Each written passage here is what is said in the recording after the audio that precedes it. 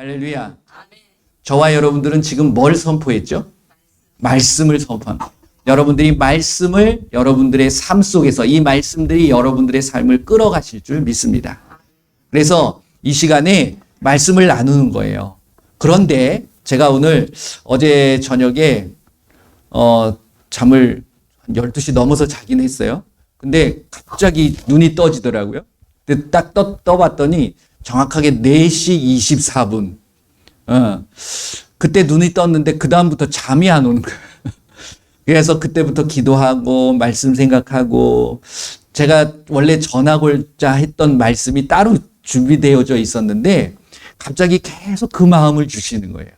그래가지고서 그렇구나. 이것을 같이 나눴으면 좋겠다라는 생각을 해서 저 혼자 바꾸는 거죠. 뭐 여러분들은 모르잖아요. 뭘 하려고 했는지. 그런데 뭘 하려고 그러냐면 자, 말씀을 한번 찾아보도록 하겠습니다. 요한복음 2장입니다. 요한복음 2장. 천천히 찾으시면 됩니다. 네.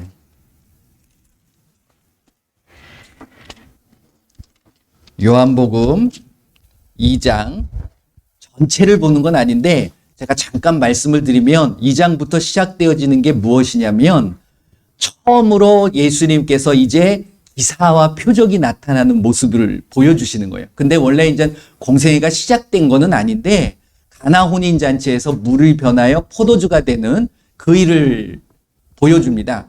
근데 여기서 던져지는 메시지가 무엇이냐면 여러분들이 잘 알고 계시는 것처럼 기사와 표적을 나타내는 건 나 자랑하는 건가요? 아니죠. 뭐를 알게 하는 거예요? 예수님을 알게 하는 거예요. 그래서 그 기사와 표적을 보고 물이 변화해 포도주가 되는 것을 보고 비로소 그 제자들이 예수님을 믿기 시작했던라는 말씀을 합니다. 그렇죠. 그러고 나서 이제 16절 이하로 쭉 보게 되면 2장 13절부터 보면 성전에 가세요. 이게 이제 원래 갈릴리 가나 지역에 있다가 가버나움으로 옮기셨죠. 가버나움 지역에 있다가 이제 예루살렘으로 올라가셔가지고서 이제 예수님께서 성전에 들어가신 거예요. 이 성전은 무슨 성전입니까? 헤롯 성전이었어요. 그렇죠. 헤롯 성전이었는데 근데 그 성전은 예루살렘에 있기 때문에 성전이 누구의 성전이죠? 헤롯이 만든 성전이지만 그 성전은 누구의 성전입니까?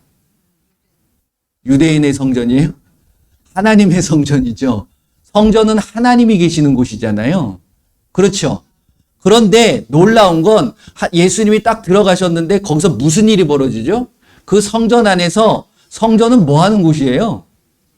기도하고 예배하는 곳이에요. 누구를 향해서? 하나님을 향해서. 그런데 엉뚱한 짓을 하고 있는 거예요. 뭘 하고 있어요? 네, 완전히 무슨 장사하는 것처럼 장이 벌어진 거예요. 이게 그럴 수밖에 없습니다. 그때의 상황을 보게 되면 뭐 그건 제가 굳이 말씀을 안 드릴게요. 그런 부분들이 할 수 없이 벌어지고 있는 거예요. 왜 그러냐면 예루살렘에 오기 위해서 원래 제물을 드려야 되잖아요. 예물을 드려야 되잖아요. 그런데 양을 끌고 소를 끌고서 그 지방에서 예루살렘까지 어떻게 오는 거야? 못 오니까 와가지고서 돈을 가지고 그 재물들을 사고 또 재물을 바꾸고 이럴 수밖에 없는 상황이라는 거죠. 그런데 그럼에도 불구하고 예수님은 잘못됐다라는 말씀을 하십니다. 그러면서 그 사람들을 본인이 이제 두르고 있던 채찍을 꺼내가지고서 허리띠를 풀어가지고서 다 쫓아내버리는 거예요. 그러면서 하시는 말씀이 뭐라고 그래요? 성전, 하나님의 집은 뭐 하는 곳이다? 기도하는 곳이다. 그러면서 충격적인 말씀을 하세요. 제가 이제 오늘 드리고자 하는 말씀이 바로 그것입니다. 뭐라고 그러냐면, 자, 19절 말씀. 요한복음 2장 19절 말씀에서 21절까지. 22절까지 보시면 될 텐데. 19절에서 22절까지 한번 보도록 하겠습니다. 다 같이 읽습니다. 시작. 예수께서 대답하여 이르시되 너희가 이 성전을 헐라. 내가 사흘 동안에 일으키리라.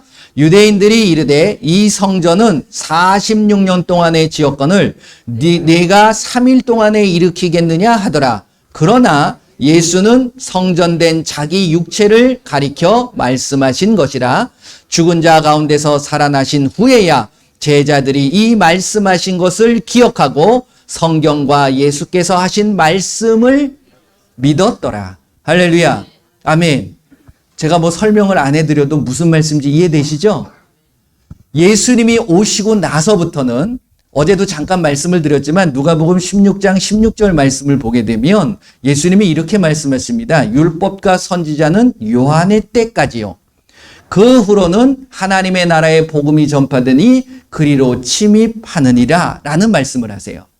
그러니까 예수님이 오시게 되면 무엇이 맞춰지게 되는 거예요?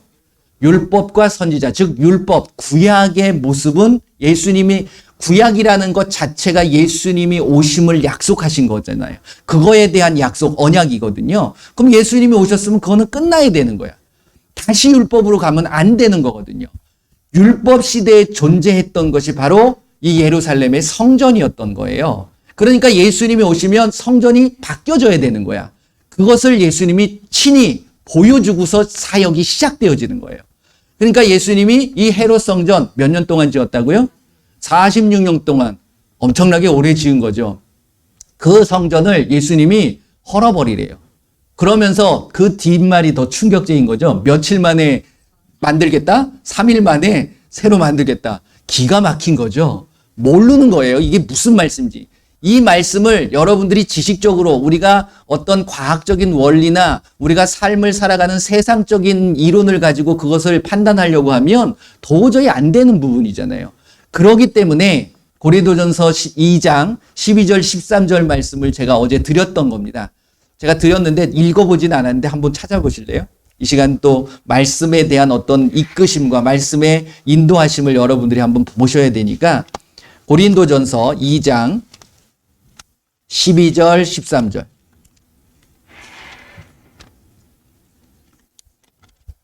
찾으셨습니까? 예, 같이 한번 읽어보도록 하겠습니다. 시작. 우리가 세상의 영을 받지 아니하고 오직 하나님으로부터 온 영을 받았으니 이는 우리로 하여금 하나님께서 우리에게 은혜로 주신 것들을 알게 하려 하심이라. 우리가 이것을 말하거니와 사람의 지혜가 가르친 말로 아니하고 오직 성령께서 가르친 것으로 하니 영적인 일은 영적인 것으로 분별하느니라. 할렐루야. 이게 바로 이 성전의 개념도 영적으로 내가 알지 못하면요. 사람의 가르침을 가지고 알 수 있어요? 아니, 건축하는데 빌딩, 아파트를 하나 줘도 요즘은 되게 빨리 짓긴 해요. 뭐 2년 만에 짓긴 하는데 이 성전은 46년 동안 졌거든요. 근데 그걸 다 헐어버리고서 3일 만에 진다고 그러니까 웃기는 얘기죠. 그러니까 예수님은 알지 못할 이야기만 하고 계시는 거야. 믿지 못할 이야기만 하세요. 그런데 여러분들과 저는 믿어요, 안 믿어요? 그게 왜 믿어져요? 그게 영적인 거예요. 그게 바로. 그러니까 여러분들이 믿지 못한다는 것은 무엇이 부족한 것이라고 아시면 돼요? 영적인 부분이 내가 아직 부족하다. 그렇기 때문에 중요한 게 뭘까요? 영의 기도예요. 영의 기도를 통해서 내가 영적인 부분들이 세워져 가는 거예요. 근데 그걸 무시해버리니까 이 말씀이 영으로 들어올 리가 없는 거예요. 근데 우리나라 교회는 많은 교회들이 아직도 더 많아요. 그것을 부정하고 그것을 터부시 여기는, 그리고 뭐라 그럴까, 소중하게 여기지 않는 교회들이 너무 많습니다. 그것이 결국은 지식의 말씀입니다. 제가 어제도 잠깐 말씀드렸죠. 누가복음 11장 52절 말씀. 그게 율법 교사들한테 하나님, 예수님께서 하신 말씀이거든요. 한번 찾아보실래요? 누가복음 11장 52절. 자, 같이 읽어봅니다. 화 있을진저 너희 율법, 아직 못 찾으셨어요? 누가복음 11장 52절. 예수님이 오시면 대표적으로 혼나는 케이스들이 있습니다. 그 세 부류가 있거든요.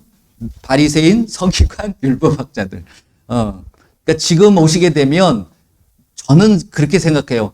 이것을 보면서 많은 분들이 그렇지 뭐 이게 우리가 읽고 있으니까 그것들이 이해가 되는데 지금 예수님 오시면 똑같을 것 같아요. 지금 시대의 바리새인과 서기관 율법학자들이 있을까요? 없을까요? 있다라는 거예요. 똑같이 혼날 겁니다. 그러니까 그 부분을 예수님께서 말씀하신 52절 같이 읽어보겠습니다. 시작. 화 있을진저 너희 율법 교사여 너희가 지식의 열쇠를 가져가서 너희도 들어가지 않고 또 들어가고자 하는 자도 막았느니라 하시니. 예. 지금 율법 교사들이 누구예요? 여러분들이 보고 있는 사람입니다. 대표적으로. 그렇잖아요? 네. 목사. 그러니까 앞에 서서 말씀을 가리키는 자, 그러니까 율법을 가리켰던 사람들이잖아요. 지금 시대에는 말씀을 선포하고 가리키는 사람들.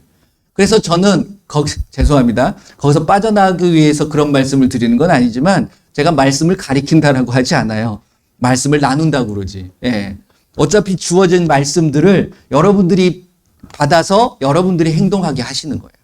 이게 예수님이 깨닫게 해 주셔야지. 아까 고린도전서 2장 13절 말씀 읽었잖아요. 누구의 가르침을 받아야 된다고요? 사람의 가르침을 받는 게 아니라 성령의 가르침을 받아야 돼요. 그래서 영적인 것, 말씀을 영적인 것으로 말씀을 통해서 깨달아야 되는 거예요.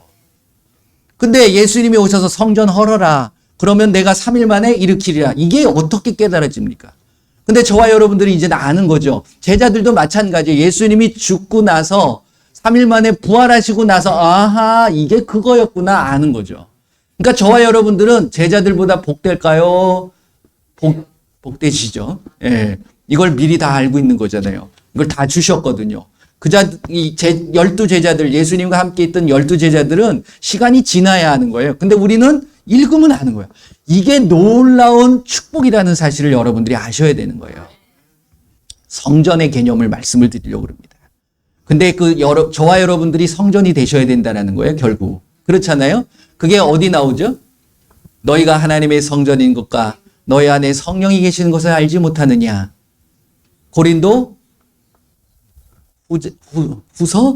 고린도전서 3장 16절. 3장 16절이 참 이건 사람들이 만들어 놓은 거긴 한데요. 그 구절들이 참 좋은 구절들, 우리에게 어떤 메시지를 전하는 구절들이 참 많습니다. 디모데후서 3장 16절이나 이런 것들을 보게 되면, 자, 고린도전서 3장 16절을 보게 되면 제가 말씀드린 것처럼 너희가 하나님의 성전이, 누가 성전이라는 거예요? 여러분들, 저와 여러분들이 성전이 되는 거예요. 예수님이 그걸 보여주신 거예요. 이제 육체가 성전이지 건물이 성전이 아니다. 할렐루야. 그럼 여러분들이 성전이에요. 근데 성전이 되기 위해서는 한마디 더 하셨죠. 너희가 하나님의 성전인 것과 너희 안에 뭐가 계시는 것?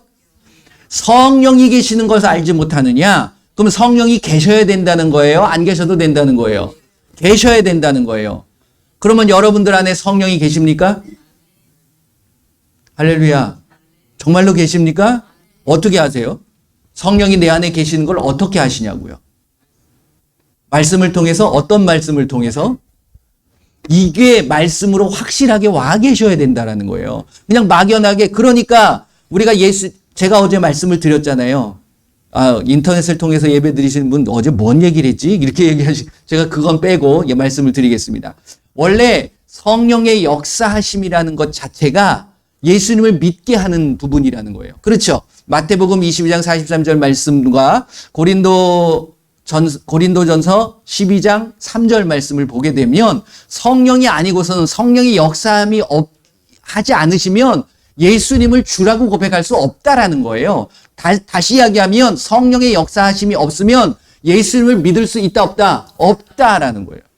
그런데 그 역사가 무슨 역사다? 성령의 역사인데 그 믿을 때의 성령의 역사는 그냥 바깥에서 나에게 역사하셨던 분이에요. 근데 지금 고린도전서 3장 16절 말씀은 뭐라고 그래요? 성령이 너희 안에 계셔야 된다는 거예요. 밖에 있는 게 아니라. 그럼 너희 안에 있을 때는 어떻게 되냐? 믿는 것으로 안에 들어오는 게 아니에요. 그 성령을 모셔야 된다는 거지. 그랬을 때 모셨을 때 어떤 역사가 일어나느냐? 제가 그 말씀을 드리려면 또 그걸로 나가니까 결국 그것이 성령이 내 안에 들어와서 성령이 내 모든 지각들을 이용함으로 인해서 하나님과의 관계를 회복시키는 거예요. 이게 바로 뭐냐면 방언의 역사입니다. 다시 이야기하면 방언을 하지 못하면 성령의 역사함이 있긴 있어요. 없다는 게 아닙니다. 그게 내 안에 모신 것이 아니라 바깥의 역사예요. 이건 구약의 역사고 율법의 역사입니다. 근데 여러분들은 율법적인 신앙생활을 해야 돼요? 복음적인 신앙생활을 해야 돼요? 예수님이 단호하게 끊으셨잖아요. 너희들이 율법으로 가지 말아라. 갈라디아서 말씀 보면 3장 말씀 쭉 읽어보시게 되면 결국 율법은 우리를 예수님께로 인도하는 뭐가 된다? 옛날 성경에는 몽학선생, 지금은 초등교사라고 그래요. 그런데 그 예수님을 만나면 내가 초등교사 안에 있으면 돼요, 안 돼요? 24절, 갈라디아서 3장 24절, 25절 말씀을 보면 그렇게 나옵니다. 그러니까 초등교사 아래 있지 말으라. 그러니까 다시 이야기하면 율법적인 신앙생활 하면 된다, 안 된다? 안 된다라는 거예요. 그러니까 우리가 방언을 하지 않고 그리고 내가 성전이 제대로 되지 않으면 우리는 율법적인 신앙생활을 할 수밖에 없다라는 것을 깨달으셔야 돼요. 근데 이거 우리가 모르잖아요. 왜 그러냐면 왜 성령을 모셔야 되느냐? 제가 이 말씀을 좀 드리려고 그래요. 자, 열왕기상 8장으로 가봅니다. 구약입니다. 열왕기상 8장. 그렇기 때문에 먼저 성전의 개념, 율법의 성전의 개념을 여러분들이 아셔야 될 부분이거든요. 왕상, 열왕기상 8장. 그거 한번 8장을 다 읽어보시기를 바랍니다. 그런데 오늘은 제가 16절서부터 20절까지만 읽을 거예요. 열왕기상 8장 16절에서 20절 말씀까지만. 왜 여기서 이제 그 개념을 찾아보세요. 성전이 왜 성전이고 뭘 얘기를 하고 있는가? 그걸 한번 여러분들이 한번 찾아보시길 바랍니다. 16절부터 읽습니다. 시작. 내가 내 백성 이스라엘을 애굽에서 인도하여 낸 날부터 내 이름을 둘 만한 집을 건축하기 위하여 이스라엘 모든 지파 가운데에 아무 성읍도 택하지 아니하고 다만 다윗을 택하여 내 백성 이스라엘을 다스리게 하였노라 하신 자. 수도 잠깐만요. 자, 이 16절 굉장히 중요한 말씀입니다. 이 말씀을 지금 누가 하고 계시는 거죠? 주체가 누굴까요? 하나님입니다. 하나님. 그러니까 하나님이 하나님의 집을 지려고 그러는데 뭐라 그래요? 거기다가 뭘 둔대요? 본인의 이름을 둔대요. 이게 무슨 의미인지를 여러분들이 아셔야 돼요. 이름이 굉장히 중요합니다. 여러분들이 집을 짓게 되면 이 집이 내 집이라는 그것을 알리기 위해서 그 집 앞에다가 뭘 달죠? 문패를 달죠? 이름표. 그렇잖아요. 이 집은 이 사람 집입니다. 그게 다른 사람의 이름이 붙으면 그 사람 집은 누구 집이에요? 그 사람 집이 되는 거예요. 아시겠죠? 하나님의 집이 되기 위해서는 누구의 이름이 있어야 된다? 하나님의 이름이 있어야 되는 거예요. 그런데 하나님의 성전입니다. 하나님의 집입니다. 해놓고서 문패는 바알 이렇게 해놓으면 그 누구 집이에요? 그렇게 되는 거예요. 그러니까 만약에 이름에 대한 부분이 내가 명확하지 않게 되면 이 집이 다른 사람 집 됐다, 마귀 집 됐다, 귀신 집 됐다, 하나님 집 됐다 이렇게 돼버리는 거예요. 그 이름이 정확하게 와 있어야 된다라는 의미라는 겁니다.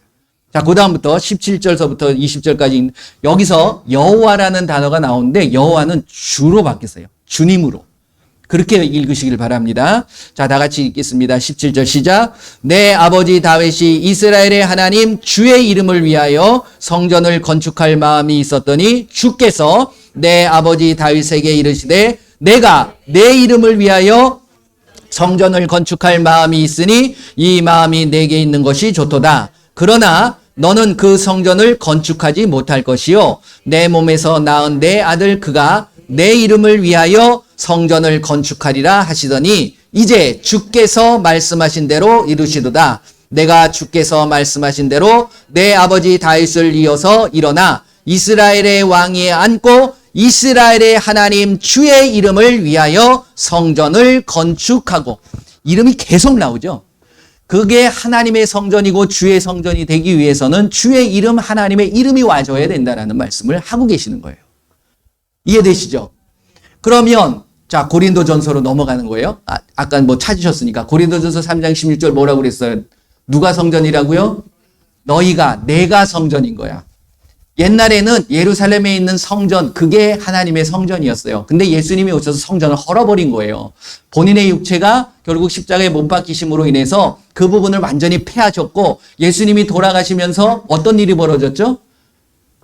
다 이루었다 했더니 예루살렘에 있는 성전, 성소와 지성소 사이에 있던 휘장이 재밌습니다.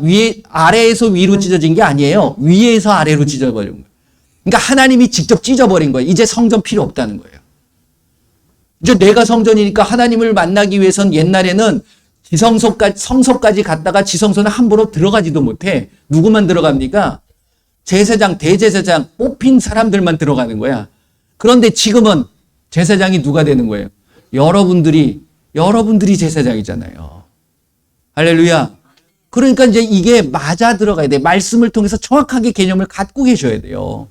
그러니까 성전을 여러분들이 함부로 더럽히면 됩니까? 안 됩니까? 자, 에베소서 2장 21절, 22절 말씀 보세요. 에베소서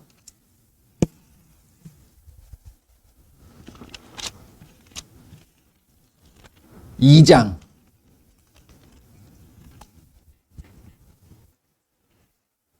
21절, 22절. 천천히 찾으세요.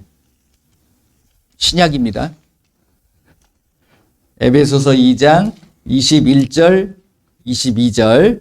자, 같이 한번 읽어보겠습니다. 시작.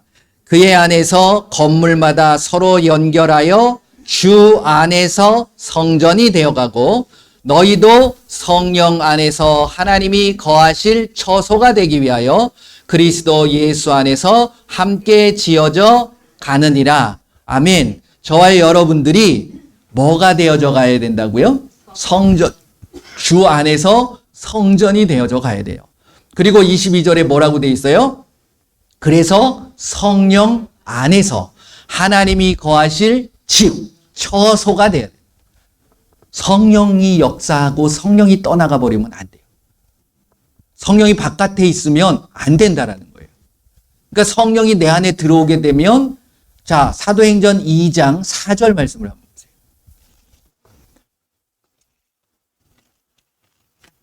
사도행전 2장 4절.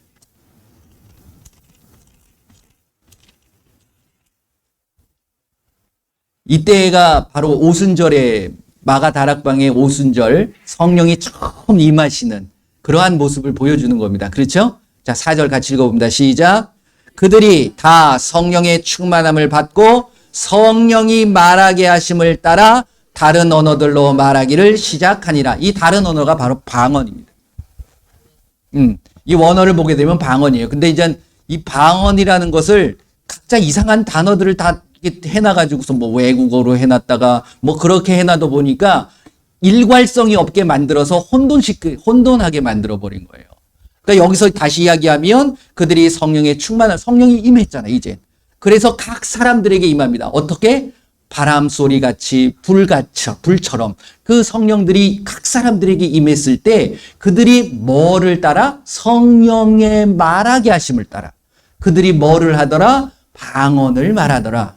할렐루야. 그러니까 결국 성령이 내 안에 계시는 것을 내가 스스로 인지할 수 있고 깨달을 수 있다 없다? 있다는 거예요. 뭘로? 방언을 통해서. 그러니까 방언을 못하면 그 사람에게 성령이 역사하지 않는다는 게 아니에요.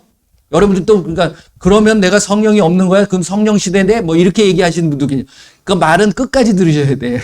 그러니까 성령이 안에서 역사한다, 밖에서 역사한다. 밖에서 역사한다. 그러니까 간헐적으로 역사하는 거예요. 필요할 때만. 그건 성령이 필요할 때만이에요. 그러니까 성령이 필요하셔서 우리를 불러주셔서 예수님을 믿게 하신 거예요. 자, 사도행전 19장으로 넘어가 보세요. 정확하게 좀 파악을 좀 하셔야 됩니다. 사도행전 19장 1절서부터 6절까지.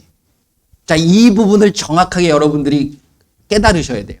자, 사도행전 19장 1절서부터 6절까지입니다. 같이 읽어봅니다. 시작. 아볼로가 고린도에 있을 때에 바울이 윗지방으로 다녀 에베소에 와서 어떤 제자들을 만나 이르되 너희가 믿을 때에 성령을 받았느냐? 이르되 아니라 우리는 성령이 계심도 듣지 못하였노라. 바울이 이르되 그러면 너희가 무슨 침례를 받았느냐? 대답하되 요한의 침례니라. 바울이 이르되 요한이 회개의 침례를 베풀며 백성에게 말하되 내 뒤에 오시는 이를 믿으라 하였으니 이는 곧 예수라 하거늘 그들이 듣고 주 예수의 이름으로 침례를 받으니 바울이 그들에게 안수함에 성령이 그들에게 임하심으로 방언도 하고 예언도 하니 한 12사람쯤 되더라. 이렇게 얘기하는 겁니다. 깨달아지세요? 이게 깨달아지면 놀라운 영적인 비밀을 알게 되는 거예요.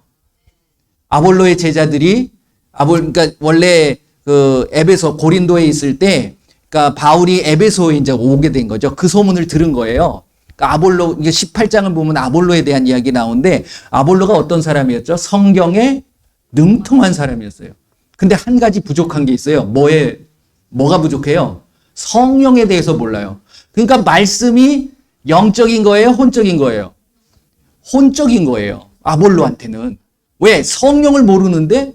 그러니까 자기의 어떤 지식과 학문을 가지고서 성경에 능통했던 거예요. 율법학자들이 율법에 능통한 것처럼 똑같은 의미죠.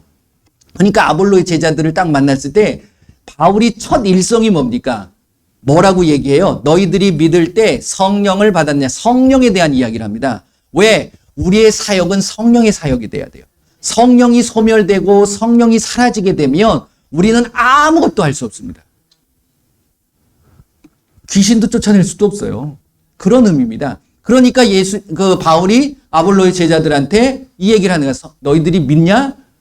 그런데 이 믿음도 헷갈리는 거죠. 그래서 성령을 받았냐? 그랬더니 분명한 대답이 나오는 거예요. 바울이 알 수 있는. 그러니까 뭐라고 그러냐면 성령이 계신도 알지 못한대. 지금 이 시대에 성령이 계셔요, 안 계셔요?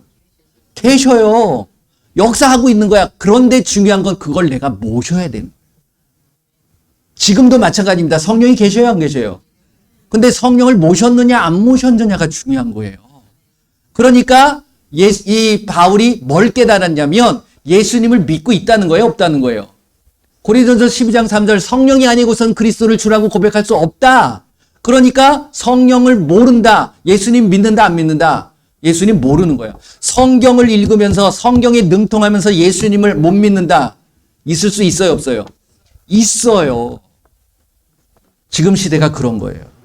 성경 이 말씀들은 깨고 있어. 자기 성경 100번 읽었대. 그래서 예수님 믿어요? 그거는 자기 자랑하고 있는 거예요.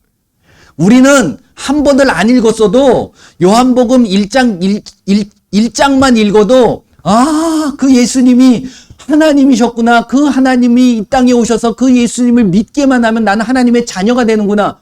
그거 알면 되는 거 아니에요? 근데 그것조차도 못 깨닫는 거지.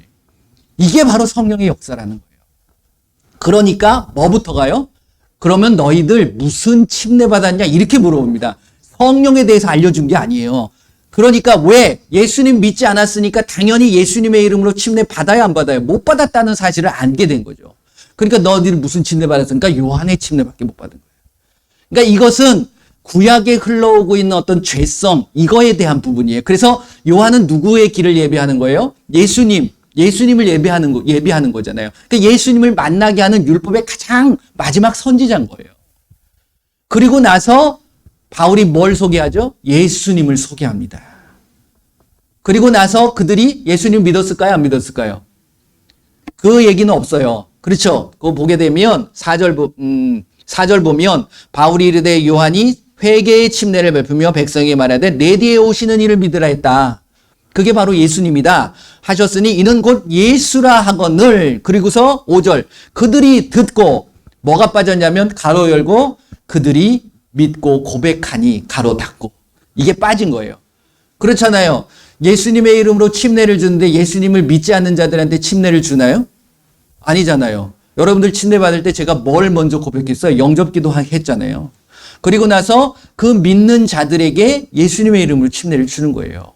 그러니까 믿었으니까 이 믿었을 때 누가 역사하셨을까요? 성령이 역사하는 거예요. 제가 이게 무슨 말씀이냐면 제가 이제 많은 곳들을 다니면서 사역을 많이는 하지 않았지만 다녀보면 어떤 일이 벌어지냐면요. 정말 선하고 인품도 좋으시고 보기에도 정말 착하신 분인데 와가지고서 사역을 하면서 영접 기도를 시키면 본인이 고백하는 거잖아요. 예수님이 나의 하나님이 되시고 나의 구원자가 되시고 나의 주인이 되십니다 라고 고백하게 만드는 거잖아요. 그 고백을 안 해요. 입술이 안 열립니다. 그러니까 자기 의지가 강하면 안 돼요. 그건 성령이 역사하신 게 아닌 거예요. 그러니까 이것이 내 마음대로 내 의지대로 내가 뭔가 지불해서 받는 게 아니에요. 구원은 대가 없는 거예요. 하나님의 선물입니다. 여러분들이 그래서 축복받으신 거예요. 하나님이 여러분들을 사랑하신 거야. 그만큼. 다 사랑하시지만 또 성령이 그만큼 역사해 주셨다는 사실을 여러분들이 자부심을 가지셔야 돼요. 근데 이제 더 중요한 것, 그걸 통해서 이제 말씀이 성령의 가르침을 받아서 들어와야 되는데, 그것은 내가 의미적으로 영적인 부분을, 영의 문을 열어줘야 된다는 거죠. 그러니까 보세요. 그리고 나서 성령이 역사했죠. 근데 그 성령이 안에서 역사했다 그러면, 안으로 들어왔다 그러면 다시금 모시게 할 필요가 있어요, 없어요? 없지요. 그런데 바울은 그 자들을 다시 불러서 안수합니다. 그리고 뭘 모시게 해요? 성령을 모시게 해요. 그러니까 성령을 모시고 나서 뭘 해요? 방언도 하고 예언도 하는 거야. 예언은 구약시대에도 많이 합니다. 그러니까 그때는 성령이 바깥에서 역사하는 것도 예언도 할 수 있어요. 근데 안에 들어올 때, 그래서 구약은 성령을 모신 사람이 없으니까 방언한다는 것 읽어보신 적 있으세요? 구약에? 없죠. 그러니까 이제 여러분들 안에 성령이 계신다는 걸 어떻게 알 수 있어요? 방언을 하기 때문에. 예수님이 나한테 역사하고 계시는 거예요. 방언은 누구한테 하는 거예요? 여러분들 혼자서 괜히 심심하니까 어라라라라 그러고 다니는 거예요? 아니잖아요. 방언은 내가 영으로 하나님께 비밀을 말하는 거예요. 그러니까 하나님하고 나하고 뭐 하는 거야? 대화하시는 거예요. 이게 중요하다라는 거예요. 대화하니까 내가 하나님 앞에도 영의 비밀을 얘기하지만 하나님도 하나님의 비밀을 나한테 깨닫게 해주시는 거야. 하나님의 비밀이 뭐예요? 골로새서 2장 2절 3절 말씀을 보게 되면, 자 보세요. 골로새서 2장 2절 3절 하나님의 비밀이 뭔가요? 골로새서 2장 2절 3절 자 같이 읽어봅니다. 시작. 이는 그들로 마음의 위안을 받고 사랑 안에서 연합하여 확실한 이해의 모든 풍성함과 하나님의 비밀인 그리스도를 깨닫게 하려 함이니 그 안에는 지혜와 지식의 모든 보화가 감추어져 있는 거예요. 그래서 비밀인 거예요. 그래서 그 하나님의 비밀인 예수님을 알기 위해서는 결국 뭘 해야 돼요? 뭘 해야 돼요? 방언해야 돼요. 근데 방언 안 하게 하잖아. 못하게 막잖아요. 그러면 뭘 안 알겠다는 거예요? 내가 지금. 예수님을 안 알겠다라는 거예요. 다시 이야기하면 예수님 내가 안 믿겠다는 거예요. 내 맘대로 믿겠다는 거밖에 안 되는 겁니다. 그래서 성령이 중요한데, 자, 열왕기상 8장을 생각을 하시면서 가실 필요는 없어요. 아까 읽으셨으니까. 하나님의 성전이 되기 위해서는 거기에 누구의 이름이 와 있어야 된다고요? 하나님의 이름이 와 있어야 돼요. 그래서 하나님의 이름을 위해서, 두기 위해서 내 거처, 내 집을 만든다고 계속 말씀하신 거예요. 자, 그러면 지금은 누가 성전이 된다고요? 여러분들이 성전이 된 거예요. 내가 성전인 거예요. 그러면 내 안에 무슨 이름이 와 있어야 돼요? 하나님의 이름이 와 있어야 되죠? 그럼 하나님의 이름이 와 있어요? 이게 와 있어야 되는 거예요. 하나님의 이름? 하나님의 이름이 어떻게 와 있지? 뭘 쓰고 다녀야 되나? 하나님, 아니면 그게 아니라 여러분들 안에 뭐가 있다고요? 성령이 계시죠? 근데 그 성령이 누구의 이름으로 오냐? 이게 중요한 거예요. 누구의 이름으로 오죠? 요한복음 14장 26절. 자, 보세요.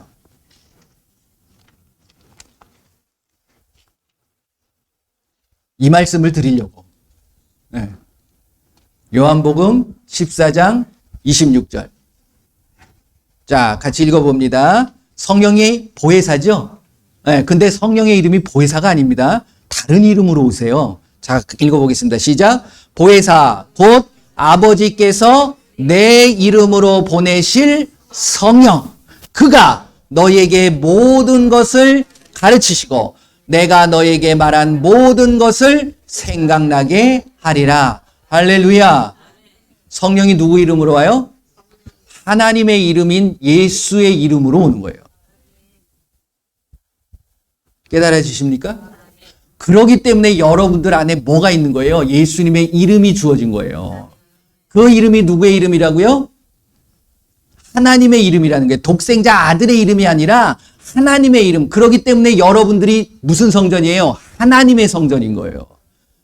예수님의 성전이 아니라. 그래서 여러분들이 그 예수라는 이름이 결국 하나님의 이름이거든요. 그렇죠?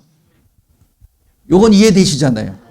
네, 인터넷을 통해서 예배 드리시는 분은 요것만 보면 뭐지? 라고 하실 수 있겠지만 말씀 제가 쭉 드렸던 말씀들 요 말씀만 가지고도 충분히 깨달으실 수 있어요. 그리고 요한복음 1장을 읽어보세요. 하나님이 누구시래요? 예수님이라는 거죠. 그렇죠? 태초에 말씀이 계셨대.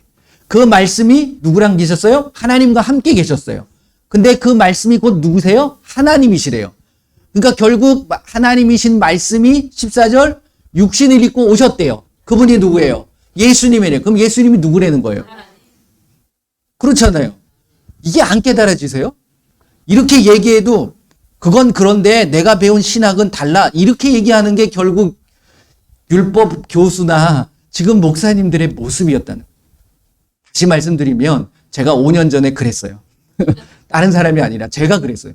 얘기를 해줘도 지금 내 안에 들어있던 어떤 지식, 영적인 게 아니야. 말씀이 들어온 게 아니라 지식이 있다 보니까 내가 지식을 가지고서 안 들어가는 거예요. 어디를? 요한복음 14장 6절 말씀을 보게 되면 뭐라고 그럽니까?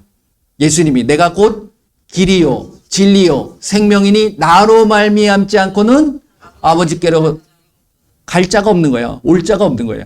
그러니까 우리가 거기 안 가겠다는 거예요. 내 지식을 가지고.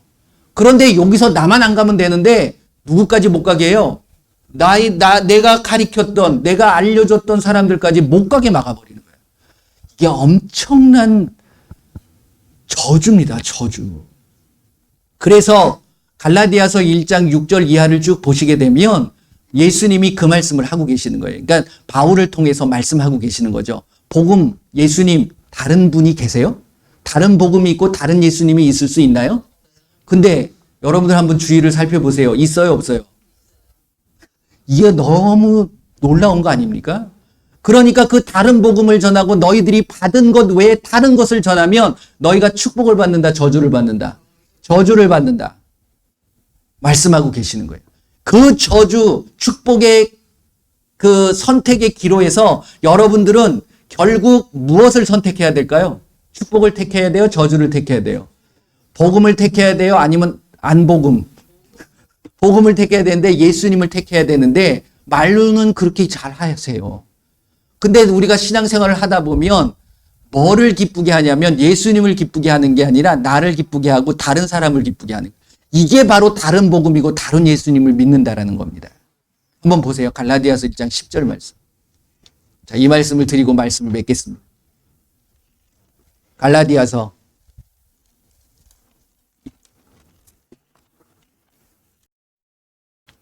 1장 10절.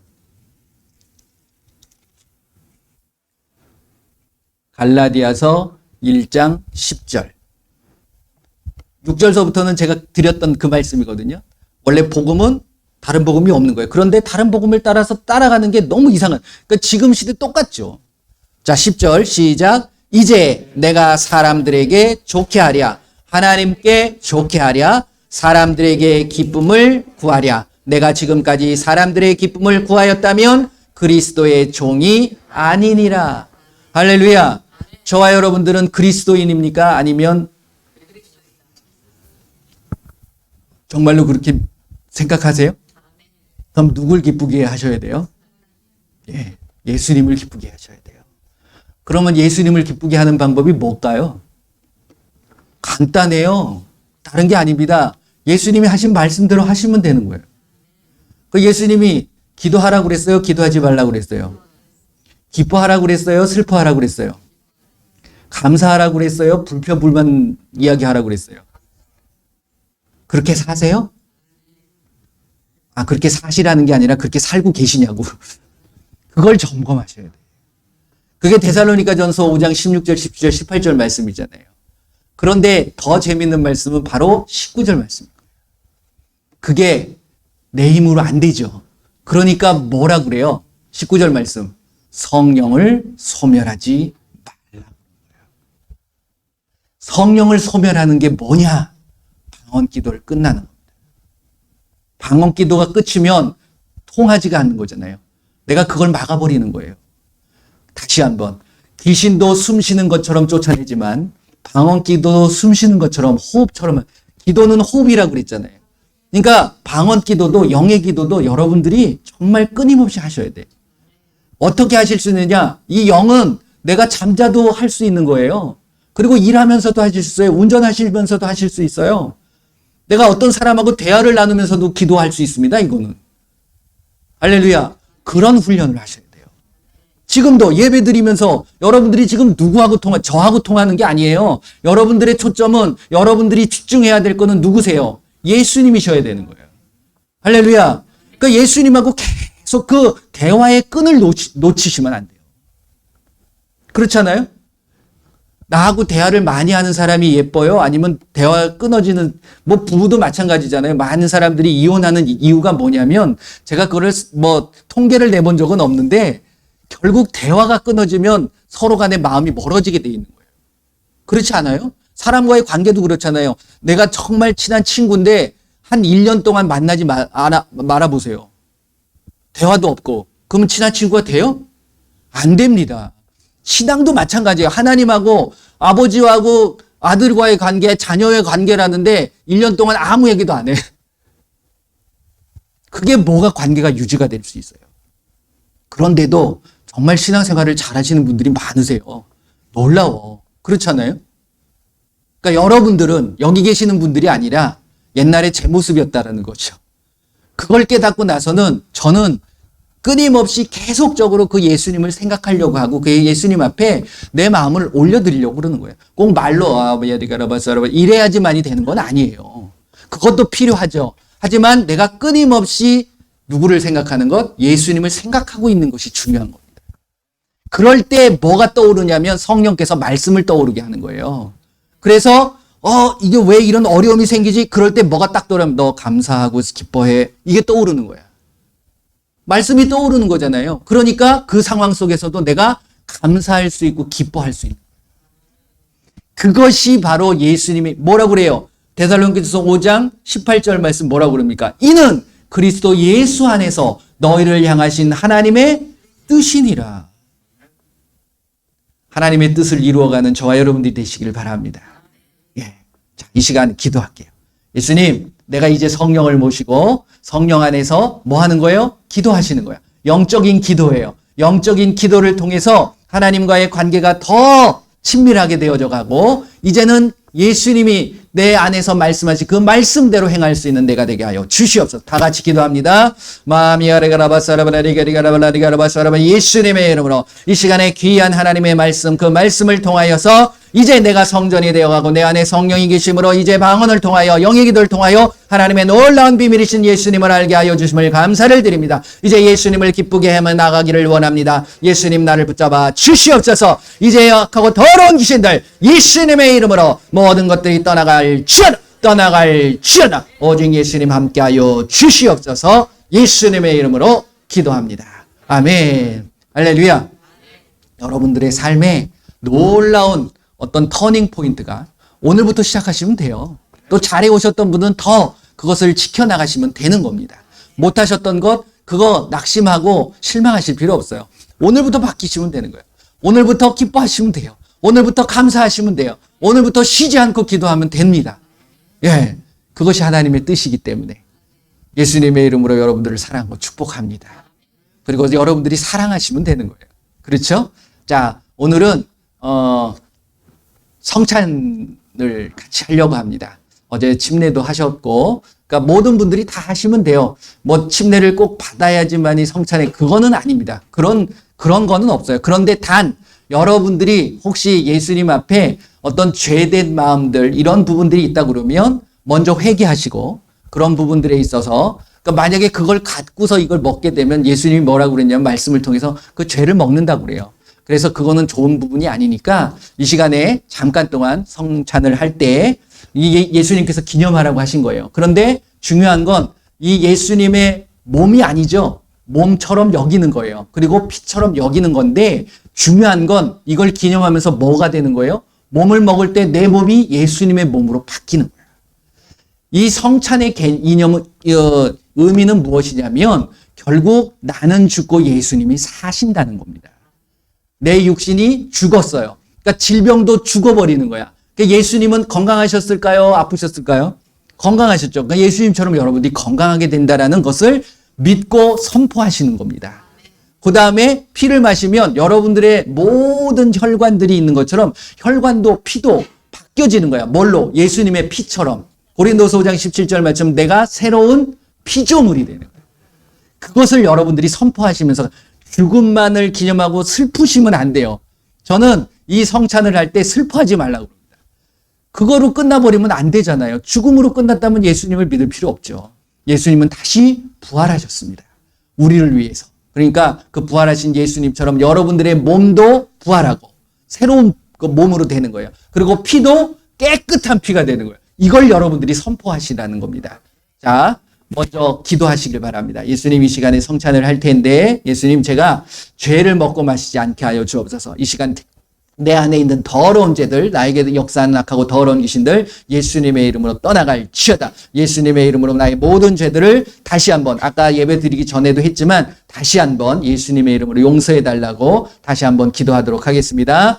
예수님, 이 시간에 이제 예수님께서 말씀하신 그 성찬을 기념하기를 원합니다. 예수님, 예수님의 몸과 피를 먹고 마십니다. 예수님, 이 시간에 내 모든 악하고 더러운 죄들, 그리고 악하고 더러운 귀신들이 예수님의 이름으로 깨끗하게 되어지고 예수님의 이름으로 쫓겨나가게 하여 주시옵소서. 모든 영광 예수님 받아 주시옵소서. 이 성찬을 할 때 우리의 모든 삶의 변화가 나타나게 하여 주시고 육신도 건강하게 되게 하여 주시고 우리의 삶도 변하게 되게 하여 주시옵소서. 예수님의 이름으로 기도합니다. 아멘. 자, 먼저 분병. 기도하세요. 기도하시면서 받으신 분들도 기도하시고 먹으시면 됩니다. 예. 받으시고서 예수님, 제가 예수님의 몸을 먹습니다. 내 몸도 누구의 몸이 되라고요? 예수님의 몸이 되게 하여 주시옵소서. 자, 기도하시고 각자 드시면 됩니다.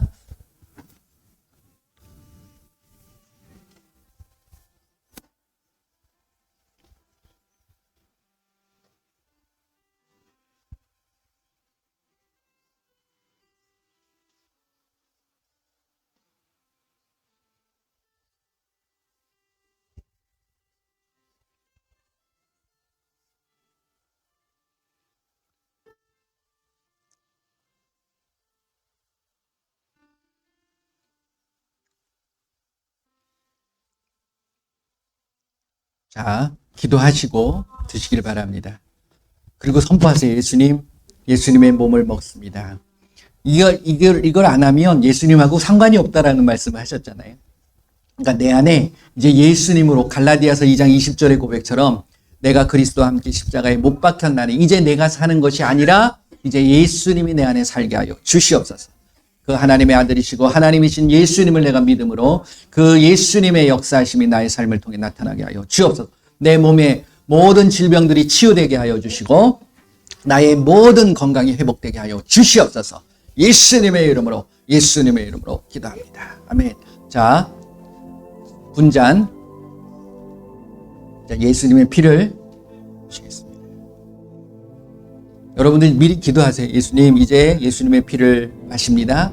이제 이 피가 내 안에 들어와서 이제 예수님하고 혈연 관계가 되는 거예요. 이제 예수님의 모든 말씀대로 살아갈 수 있는 내가 되게 하시고 내 모든 혈관과 세포와 모든 근육, 인대 이 모든 부분에 예수님의 피가 들어가서 정말 모든 것들이 깨끗하게 치료되고 회복되게 하여 주시옵소서. 여러분들이 선포하시면서 기도하시고 마시면 되십니다.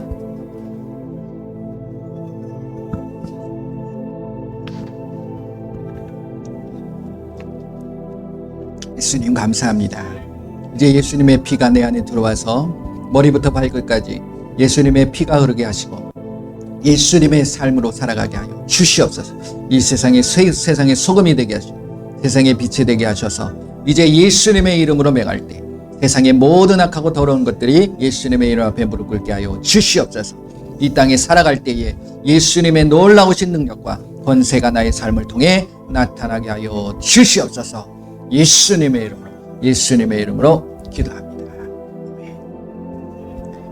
제가 기도하겠습니다. 예수님 감사합니다. 이 시간에 예수님의 몸과 예수님의 피를 먹고 마셨습니다. 이제 예수님과 하나입니다. 하지만 나는 죽고 오직 예수님으로만 살게 하여 주시옵소서. 내 안에 그 예수님이 역사하시고 나를 어디든지 이끄는 대로 내가 순종하며 따라가기를 원합니다. 오직 예수님만의 영광이 나타나게 하시고 그 예수님의 이름의 권세와 그 예수님의 이름의 능력이 우리의 삶을 통하여 나타나게 하여 주시옵소서. 혹시 이 시간 아픈 자가 있습니까? 예수님 그들을 만나 주시옵소서. 그들을 만져 주시옵소서. 그 모든 세포와 그 모든 연약한 부분들이 예수님의 이름으로 치유되고 제거되어지고 회복되게 하여 주시옵소서. 내가 예수님의 이름으로 명하노니 이 시간 모든 질병과 모든 연약함은 깨끗하게 치료될 지어다. 회복될 지어다. 우리는 새로운 피조물로 이제 예수님의 영광이 나의 삶을 통해서 나타나게 하여 주시옵소서. 예수님의 이름으로 기도드립니다. 아멘. 할렐루야.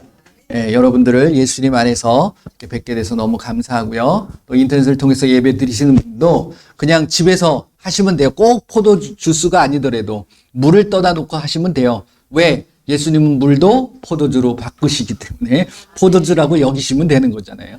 그리고 꼭 뭐 카스테라 이거 아니더라도 됩니다. 그냥 비스켓 하나 놓고 하셔도 돼요.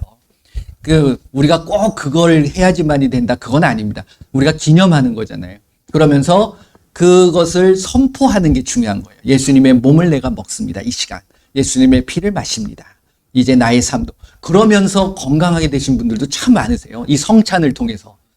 그렇기 때문에 그건 성찬은 매일 해도 되냐? 매일 하셔도 돼요. 하실 수만 있다고.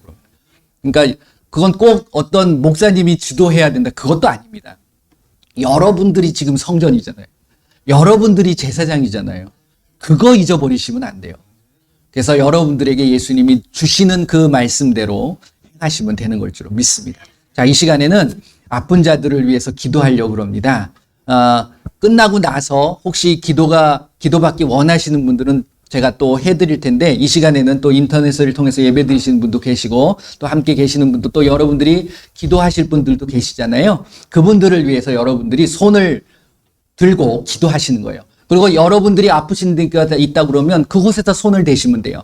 그리고 누구의 이름으로? 예수님의 이름으로. 어떻게? 치료될지어다. 이 시간에 한번 다 같이 기도하도록 하겠습니다. 다 같이 선포합니다. 예수님, 이 시간에 예수님의 이름으로 우리의 연약함과 여러 가지 모든 문제들을 위하여 기도합니다. 예수님, 이 시간 한 분 한 분을 만나 주시옵소서. 만져 주시옵소서.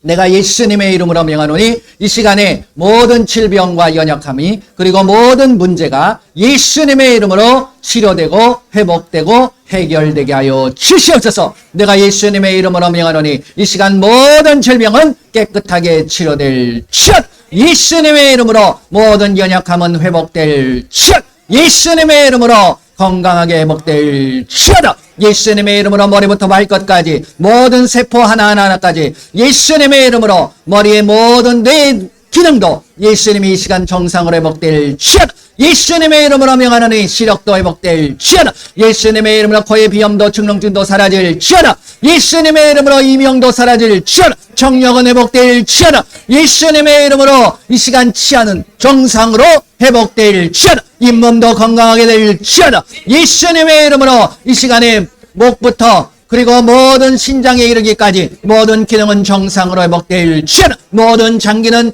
예수님의 이름으로 명하노니 정상으로 회복될 지어다. 모든 염증과 종양은 사라질 지어다. 예수님의 이름으로 모든 관절염은 사라질 지어다. 예수님의 이름으로 이 시간 손과 발 모든 기능은 정상으로 회복될 지어다. 예수님의 이름으로 특별히 코로나 바이러스로 고통당하는 모든 자들 이 시간 완전히 그 코로나 바이러스는 제거될 지어다. 깨끗하게 치료될 지어다. 예수님의 이름으로 예수님의 이름으로